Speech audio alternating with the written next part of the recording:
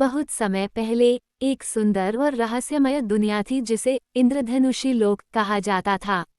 ये लोक आसमान के सबसे ऊंचे बादलों के पार बसा हुआ था, जहां 7 रंगों की नदियां बहती थीं और हर फूल जादुई रोशनी से चमकता था। इसी दुनिया में रहती थी गुबी परी, हल्की गुलाबी पंखों वाली, सुंदर और दयालु हृदय की स्वामिनी। उसका जन्म विशेष रूप से हुआ था क्योंकि वह प्रेम, करुणा और सौंदर्य की परी थी। गुबी परी के पास एक अद्भुत शक्ति थी। वह जहाँ भी जाती वहाँ गुलाबी रोशनी फैल जाती, जिससे दुख और उदासी दूर हो जाती। उसके छूने से मुरझाए फूल खिल उठते और बेजान चीजों में जान आ जाती। इंद्रधनुषी लोक में हर परी को एक विशेष कार्य सौंपा गया था और गुबी परी का कार्य था धरती पर प्रेम और खुशी फैलाना। लेकिन उसकी कहानी इतनी आसान नहीं थी, क्योंकि अंधकार के लोक में एक दुष्ट शक्ति छिपी थी, कालिमा रानी।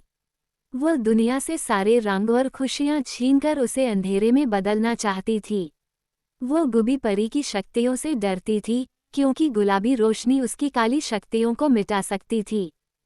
एक दिन इंद्रधनुषी लोक की रानी स्वर्णपंख परी ने गुबी परी को बुलाया। उन्होंने कहा, गुबी, धरती पर उदासी और नफरत बढ़ रही है। तुम्हें वहां जाना होगा और अपनी रोशनी से प्यार और खुशी फैलानी होगी। गुबी परी तैयार हो गई।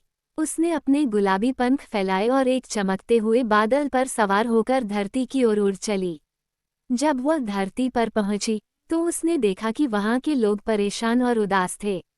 बच्चे खेलना भूल गए थे, फूल मुरझा चुके थे और पेड़ पौधे सूखने लगे थे। उसने महसूस किया कि यह सब कालिमा रानी की काली शक्ति के कारण हो रहा था। गुबी परी ने धीरे धीरे अपना जादू फैलाना शुरू किया। उसने एक उदास बच्चे के सिर पर हाथ रखा और अचानक उसके चेहरे पर मुस्कान आ गई। उसने सूखे पेड़ों को छुआ और वे फिर से हरे भरे हो गए। उसकी जादुई गुलाबी रोशनी ने चारों ओर प्यार और आनंद फैला दिया। जब कालिमा रानी को पता चला कि गुबी परी धरती पर आ गई है और उसकी शक्तियां कमजोर कर रही है, तो वह बहुत क्रोधित हो गई। उसने अपने अंधेरे के सैनिकों को भेजा, जो धुंध और काले बादलों से बने थे। उन्होंने गुबी परी को पकड़ने की कोशिश की, लेकिन परी ने अपनी रोशनी से उन्हें दूर भगा दिया। तब कालिमा रानी ने स्वयं धरती पर कदम रखा। उसने आकाश को काले बादलों से ढक दिया और धरती को अंधेरे में डुबाने लगी।